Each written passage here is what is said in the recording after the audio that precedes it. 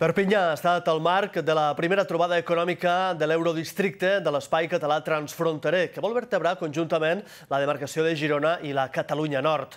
El transport de mercaderies ha estat el tema de la trobada, el tema principal. Una trobada que ha reunit professionals dels dos costats de la frontera.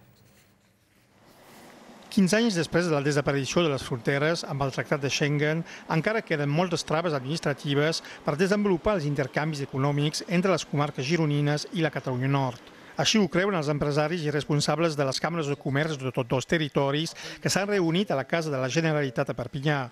La trobada tenia com a objectiu intercanviar experiència i analitzar les perspectives de col·laboracions conjuntes en matèria de transports de mercaderies. Ens donem compte que encara els interessos de cada estat sobrevalen sobre els interessos comunitaris quan estem parlant d'internacionalització dels productes i de l'exportació i importació a cada estat. La saturació de les autopistes A9 i AP7, per on transiten cada dia més de 10.000 camions, i la necessitat de desenvolupar el transport ferroviari de les mercaderies han estat al centre dels debats.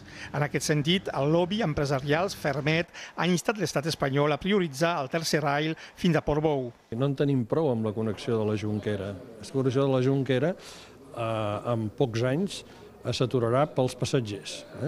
I per tant, nosaltres el que ens cal és una connexió que ja existeix, simplement adequar-la fent un canvi d'ample de via o posant un tercer carril. Després d'aquesta primera jornada sobre transports, una segona trobada està prevista per parlar de la formació professional i del mercat laboral en el marc de l'Espai Català Transfronterer.